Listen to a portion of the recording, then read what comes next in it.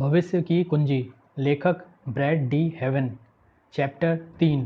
भविष्य की कुंजी विकसित करने के लिए आपकी 7 कुंजियाँ। अपनी युक्ति। यह 10 वर्षों के पहले की एक गर्म दोपहरी थी। मैं इस दिन को ऐसे याद करता हूँ जैसे यह कोई कल की ही बात हो। शायद ऐसा इसलिए है कि यह वही दिन था जब मैं अपने अमीर मार्गदर्शक से मिला था। यह वह दिन था जब मेरी ज़िंदगी की दिशा हमेशा के लिए बदल गई। उस सुबह को सर्फिंग के बाद मैं अपने घर जल्दी आ गया क्योंकि मुझे अपने मित्र से मिलना था और उस प्रोजेक्ट पर विचार विमर्श करना था जिस पर वह काम कर रहा था। मैं उससे पहले कभी नहीं मिला था, किंतु वह मेरी माँ के ओहनियों में रहने वाले दोस्त की पहचान का था और हमने कुछ हफ्ते पहले फ़ोन पर एक दूसरे से बात की थी। हम चिली के एक रेस्टोरेंट में मिले जहाँ उसने व्यवसाय से संबंधित परियोजना पर विचार विमर्श किया और एक नैपकिन के पीछे कुछ उदाहरण खींचे। उस बैठक में जो भी कुछ हुआ वह बिल्कुल होश उड़ा देने वाला था। मैंने व्यवसाय, जीवन और सफलताओं के बारे में चिली के रेस्टोरेंट की उस नैपकिन से जो भी कुछ सीखा वह कॉलेज के 6 वर्षीय जीवन और प्राप्त 2 डिग्रियों से कहीं ज़्यादा था।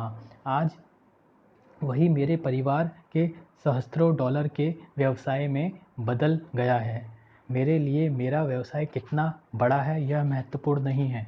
ऐसा तो बहुत लोगों के पास है। मेरे लिए यह महत्वपूर्ण है कि मैं किस तरह का व्यक्ति बन गया हूँ। कैसे मेरे जैसा व्यक्ति जो अत्यंत शर्मीला, स्वकेंद्रित और सनकी था, एक ऐसे व्यक्ति में बदल गया है जो हजारों व्यक्तियों के सामने बहुत सुविधाजनक ढंग से अपने भविष्य की कुंजी को विकसित करने जैसा विषय पर बोलता है। यह कैसे संभव है? मेरे मार्गदर्शक ने जो समझा और मुझे समझाया है वह यह था कि युक्ति, तर्क पहले और जवाब बाद में आता है। इसे फिर से पढ़िए। युक्ति यानी तर्क पहले और जवाब बाद में आता था। इसे फिर से पढ़िए क्योंकि यह आपके भविष्य की कुंजी को विकसित करने में अत्यंत महत्वपूर्ण तत्व है। बिना किसी जलती हुई इच्छा शक्ति और मजबूत तर्क के मैं जहाँ था वहाँ से जहाँ हूँ वहाँ तक की यात्रा कभी ना कर पाता। सबसे पहले मेरे मार्गदर्शक की भाषा ने मुझे भुलावे में डाल दिया। इसका कुछ अर्थ नहीं निकल रहा था। उसके प्रश्नों ने मुझे भ्रमित कर दिया क्योंकि मैं अपना नया कॉलेज और इंटरव्यू के दौरे से बाहर आया था। उसे मेरे तर्कों, लक्ष्यों और जीवन के आवेगों से क्या लेना देना, इसका बाजार में मेरे महत्व से क्या करना और वह मेरे जीपीए व सीनियर प्रोजेक्ट से प्रभावित क्यों नहीं है। मैंने सोचा कि हम व्यवसाय से संबंधित प्रोजेक्ट पर बात करेंगे। क्यों कोई वैध व्यवसाय का विचार किसी के सपनों और आवेगों से कम महत्वपूर्ण हो?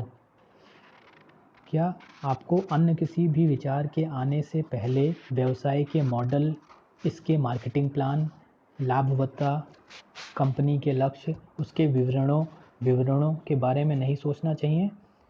क्या ये वे सभी बातें नहीं हैं जो किसी भी व्यवसाय का मूल्यांकन करने के लिए ज़रूरी नहीं हैं? तर्क पहले और जवाब बाद में आते हैं। वह इस बात से पूरी तरह सहमत था। मेरा मार्गदर्शक यह जानता था कि ऐसा क्या है जो मुझे उत्तेजित करता है। उसने कहा, अगर आप कुछ अलग नहीं देखना चाहते हो तो मैं कुछ अलग क्यों दिखाऊं? इस बारे में सोचिए। वह ऐसे व्यवसायी भागीदार से क्यों अपना समय बर्बाद करे जिसे अच्छी की इच्छा ना हो? वह देश भर में अपनी कंपनियों खोलने में पैसा क्यों लगाए जब तक कि उसे चलाने के लिए उसे शिक्षण योग्य उत्साही पार्टनर ना मिले? व्यवसाय कोई भी चलाना सीख सकता है, किंतु वह व्यक्ति मिलना बहुत मुश्किल है जिसके हृदय में सीखने और कुछ नया करने की आग धधक रही हो। एमर्सन ने इसे ऐसे कहा, हमारे पीछे या हमारे आगे क्या है वह हमारे भीतर क्या है इसकी तुलना में नगण्य है। हमारे पीछे या हमारे आगे क्या है वह हमारे भीतर क्या है इसकी तुलना में नगण्य है। अधिकांश लोग इसे गलत समझ लेते हैं। वे अतीत में चले जाते हैं। अतीत की कुंजी यह सुझाव देती है कि आप एक अच्छी नौकरी में कड़ी मेहनत करें, बिलों का भुगतान करें और फिर जो भी बचा हो उसका इस्तेमाल अपने परिवार की जीवन शैली में खर्च करें। अपने बचे हुए समय को अपनी पत्नी और बच्चों के साथ बिताएं। अपने बचे धन को अपने परिवार का आकार और लोकेशन, छुट्टियां व स्वास्थ्य संबंधी देखभाल करने में लगाएं। क्या आपका परिवार बचे हुए अवशेषों से नफरत नहीं करने लगा है? मेरे मित्र, यह विचारधारा अकेली ऐसी भूल है जो लोग अपनी ज़िंदगी के विकल्पों का चुनाव करते समय करते हैं। उन्हें आवेशों से पहले तर्क चाहिए, वे युक्तियों के पहले जवाब चाहते हैं। और आप देखेंगे तो पाएंगे कि जीवन में हर चीज़ हृदय से प्रारंभ होती है।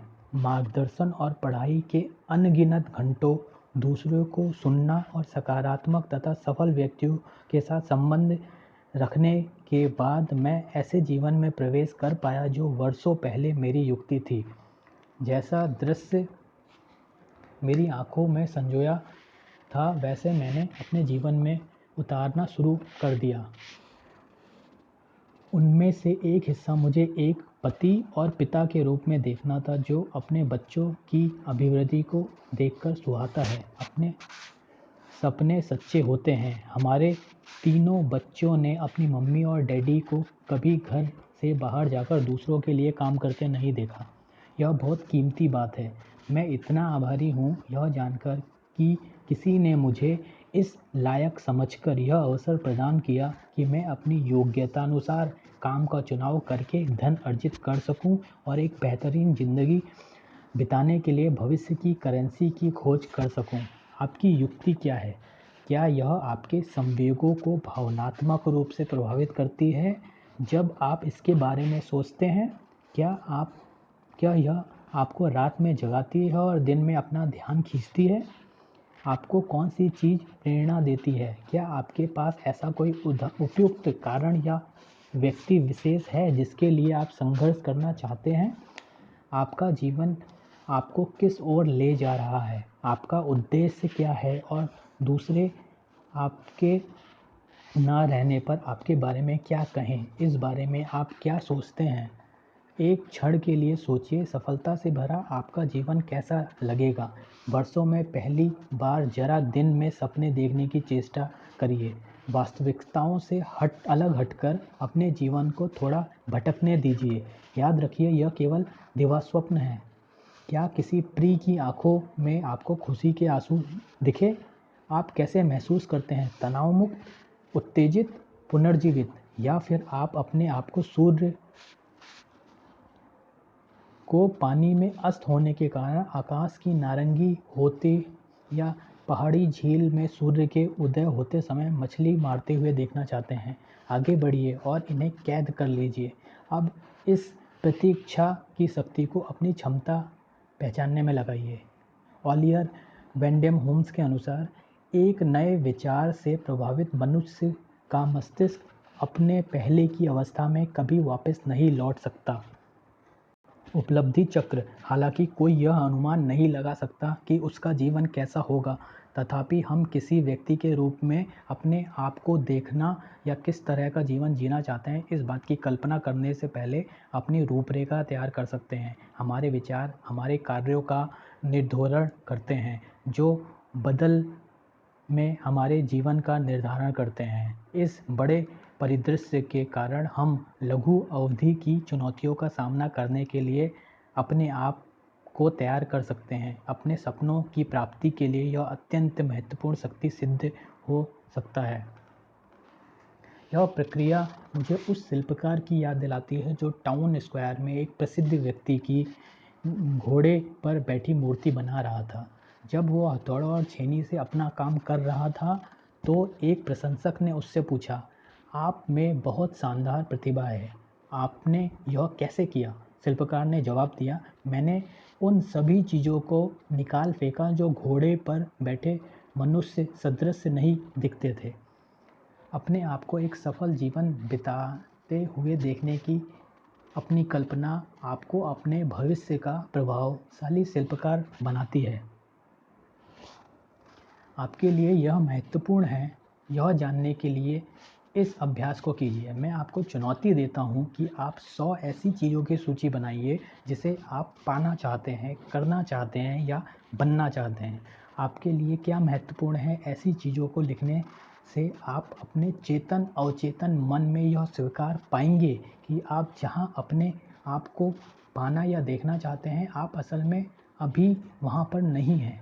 100 चीज़ों की अच्छी इच्छित सूची में से कुछ का उदाहरण मैं यहाँ देना चाहता हूँ। अपने बच्चों पर औरों से अधिक अपना प्रभाव छोड़ सकूँ, महान उत्साहक के रूप में याद किया जा सकूँ, 100 परिवारों को आर्थिक रूप से स्वतंत्र बनाने में मदद कर सकूं, 1 वर्ष में $1 मिलियन धनार्थ दान कर सकूं, अपनी संपत्ति पर समुद्री लहरों सरीखा पुल बनाऊं, स्पेनिश बोलना सीख सकूं, अपने घर के चारों तरफ 1000 ताड़ के वृक्ष लगा पाऊं, अपने जकुंजी स्नान टब की ऊपरी दीवार पर 15 बाई 15 की भित्ति चित्र बनाऊं, अकेला वह व्यक्ति बनूं जिसे मेरी पत्नी प्यार करना चाहे, अपने 3 बच्चों के लिए लायक बन सकूं। मैंने अपने मार्गदर्शक और विश्व के सफल उद्यमियों से जो सीखा है वह यह है कि उनके विचार औरों से बिल्कुल भिन्न होते हैं। उपलब्धि चक्र के इस उदाहरण की तरफ देखिए। कोई भी चीज़ एक कारण से प्रारंभ होती है, आपका सपना। इसके बाद आपको स्वप्नों के मार्ग में आने वाले सड़क चिन्ह लक्ष्य कहलाते हैं। इन लक्ष्यों की प्राप्ति के लिए तैयार की गई नीतियाँ आपको योजनाएं कहलाती हैं। अंतिम हिस्सा प्रयास है जो चक्र को चलाने के लिए होता है। इसे उपलब्धि कहते हैं। यह सोच का सही तरीका और सही क्रम है। पहला स्वप्न, दूसरा लक्ष्य, तीसरा योजना, चौथा प्रयास। क्या आप चित्र में देखकर यह बता सकते हैं कि आप अपने पहले कब अपनी सोच की दिशा में भटक गए थे? क्या आपने कभी यह निर्णय लिया है कि आप कुछ भी महत्वपूर्ण ना करें क्योंकि आपके पहले प्रयास पर अपना ध्यान केंद्रित कर दिया था? क्या आप किसी महत्वपूर्ण विचार से इसलिए निराश हो गए क्योंकि आपने योजना का छिद्रान्वेषण ज़रूरत से ज़्यादा कर दिया, या फिर आपने पहले लक्ष्य पर अपना ध्यान केंद्रित कर उसे प्राप्त कर लिया और बाद में यह जाना कि आप अपने जीवन को गलत दिशा में ले जा रहे हैं? ये कुछ सामान्य त्रुटियाँ हैं जो उपलब्धि चक्र का अनुसरण ना करने से उत्पन्न होती हैं। आइए कुछ उदाहरणों के जरिए यह जाने कि उपलब्धि चक्र कैसे कार्य करता है। पहला, स्वप्न।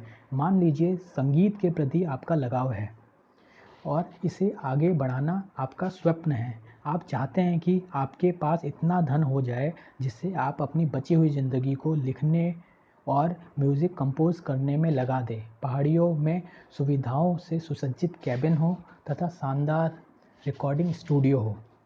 दूसरा लक्ष्य, आप काफ़ी महत्वाकांक्षी हैं, अतः 5 वर्षों में अपने स्वप्न की प्राप्ति कर लेने का लक्ष्य निर्धारित करते हैं। तीसरा, योजना। वर्तमान में आप एक संगीत के सामानों की दुकान में कार्य करते हैं और मालिक ने आपको महाप्रबंधक के पद पर पदोन्नत करने का प्रस्ताव रखा है। आप अतिरिक्त धन प्राप्ति के लिए सप्ताह के अंत में गिटार की कक्षाएं लेते हैं। चौथा, प्रयास। आप 2 नौकरियां कर रहे हैं और इसे जारी रखने पर हर संभव प्रयास कर रहे हैं। इस परिदृश्य में गलत क्या है? आपकी योजना आपके लक्ष्य या स्वप्न से नहीं मिलती। आप अपनी नौकरी में कितना भी अच्छा क्यों ना हो, आपने उस वित्तीय परिणाम की कसौटी पर कभी खरा नहीं उतरेगा जिसकी आपके सपनों की अपेक्षा है। तब फिर समस्या का हल क्या है? एक बेहतर योजना की तलाश। अपनी योजना के हिसाब से अपने सपनों को कभी मत कम कीजिए। अपनी योजना के हिसाब से अपने सपनों को कभी कम मत कीजिए। यह गलत तरीके की सोच होगी, या शायद मेरे हिसाब से इसे अनंत चक्र कहा जाएगा। अनंत चक्र उस बाधा पहिए की तरह से है जो आप कितनी भी गति से क्यों ना दौड़ें, कहीं भी आपको नहीं पहुंचा पाती है क्योंकि आप गलत ट्रैक पर दौड़ रहे हैं। एक दूसरा उदाहरण इस तरह है।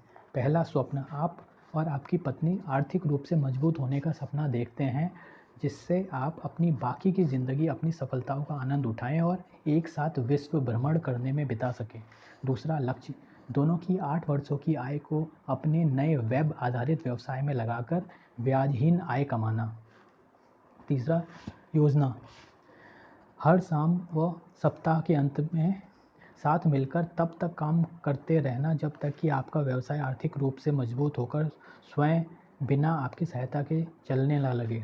चौथा प्रयास, व्यवसाय लगाने की प्रारंभिक अवस्था में आप दोनों ही अत्यंत उत्तेजित थे, किंतु आपने अब कई बातों पर असहमत होना शुरू कर दिया है, जैसे कौन चीज़ के लिए जिम्मेदार है और कौन सी चीज़ कैसे करनी चाहिए।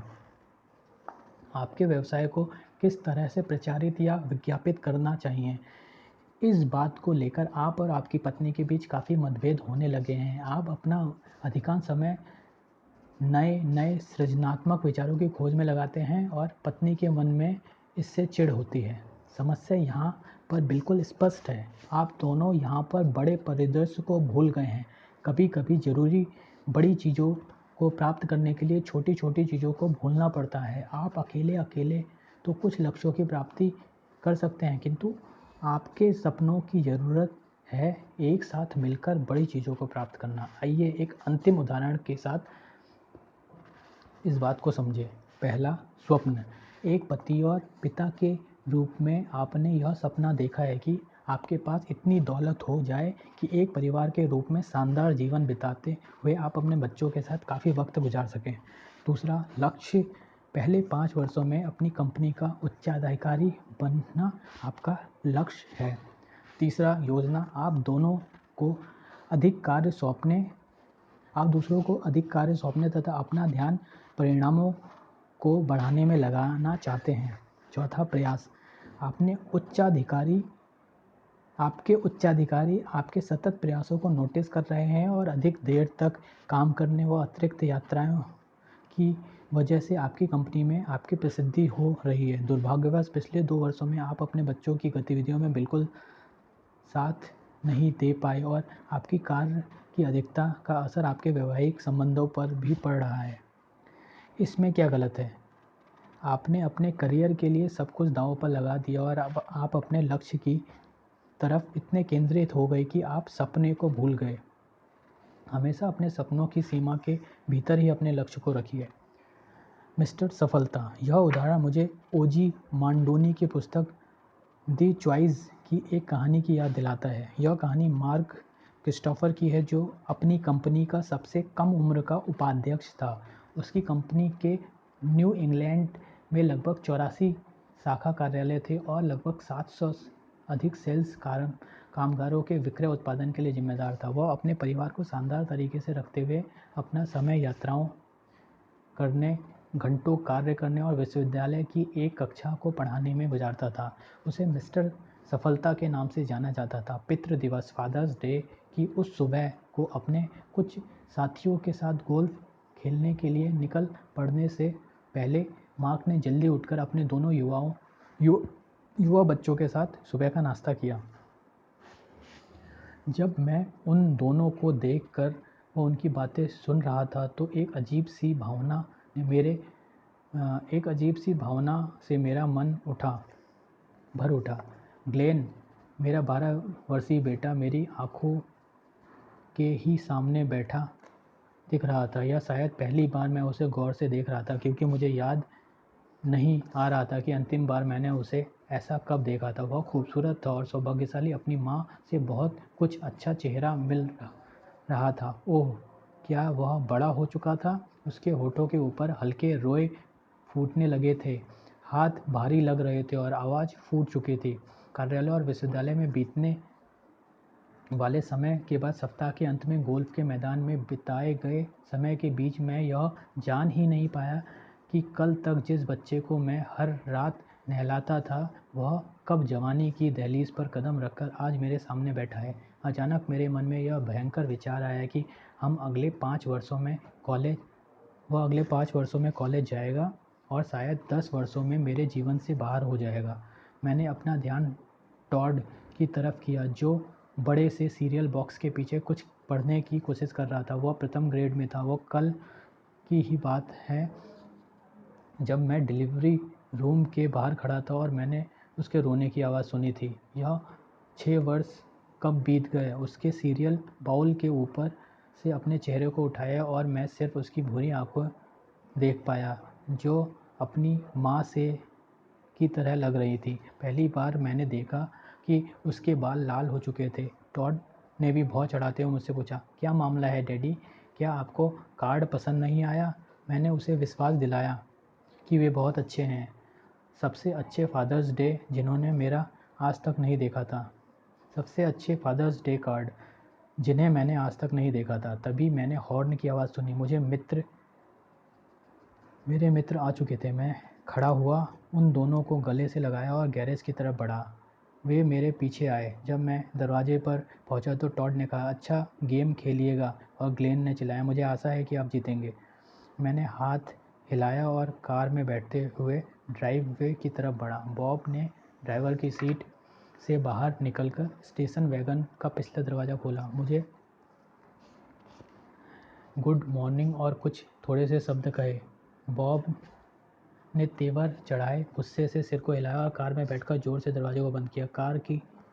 कार स्टार्ट की और तेज़ी से निकल गया। मैं अपने आर्नोल्ड पामर शर्ट और उनसे मिलती हुई पैंट में वहीं का वहीं खड़ा रहा। मुझे समझ नहीं आ रहा था कि मैंने अचानक क्या कर दिया। मेरी ही तरह से विकसित पैजामे में सजे मेरे दोनों बच्चे गैरेज से मुझे देख रहे थे। अंत में टॉड ड्राइव वे से दौड़ता हुआ आया और मेरी बाहों में झूल गया। मैंने अपना चेहरा उसके छोटे से सीने में तब तक छुपाए रखा जब तक मेरा सिर हटाते हुए उसने पूछा, डैडी क्या आप रो रहे हो? मैं उसे क्या बताता? मैंने उससे यह कैसे कह सकता था कि मेरे ये आंसू उन सभी घंटों, दिनों और वर्षों के लिए हैं जो मैंने परियोजनाओं, सेल्स बैठकों और गोल्फ कोर्सेज में बिताए हैं, और जो तब भी रहेंगे जब मेरे 2 छोटे बच्चे बड़े युवक होकर मुझे हमेशा के लिए छोड़कर चले जाएंगे।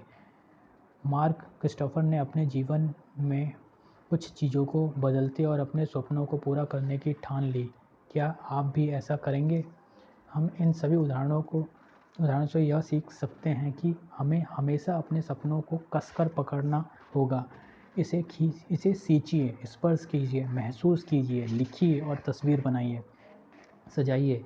आवेशित हो उठिए और विश्वास कीजिए आप ऐसा कर सकते हैं, आप ऐसा बन सकते हैं। सबसे महत्वपूर्ण तो यह है कि आपकी अपनी सपनीली इच्छाओं से अपनी रचनात्मक क्षमताओं को बढ़ाइए, जिससे आप जो चाहें उसे पा सकने में यह आपकी मदद कर सके।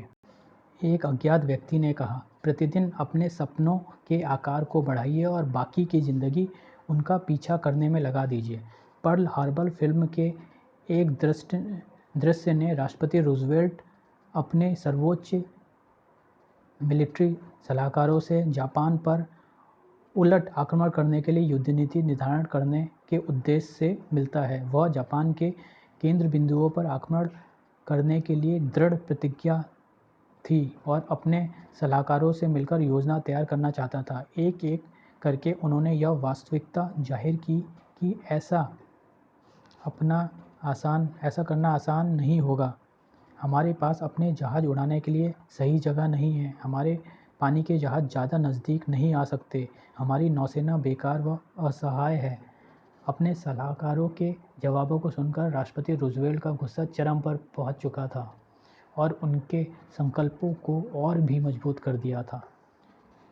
उनके एक सलाहकार ने एक आखिरी वक्तव्य कहा, मिस्टर राष्ट्रपति, पूरे आदर के साथ मैं यह कहना चाहता हूँ कि आप जैसा चाहते हैं वैसा नहीं किया जा सकता। ना उन्हें और भड़का दिया। इस बात ने उन्हें और भड़का दिया। अमानवीय ताकत के साथ पोलियो से ग्रसित व्हीलचेयर पर बैठे राष्ट्रपति रूजवेल्ट ने अपने पट्टे बंधे पैरों को खींचा और खड़े होने की कोशिश की। व्हीलचेयर को एक तरफ धकेलते हुए उन्होंने कहा, मुझसे मत कहो कि यह काम नहीं हो सकता। आवेगों, दृढ़ विश्वास और संकल्प से भरा एक स्वप्नदर्शी व्यक्ति, मुझे दिखाइए और मैं आपको एक विजेता बनाऊंगा। Life audio books.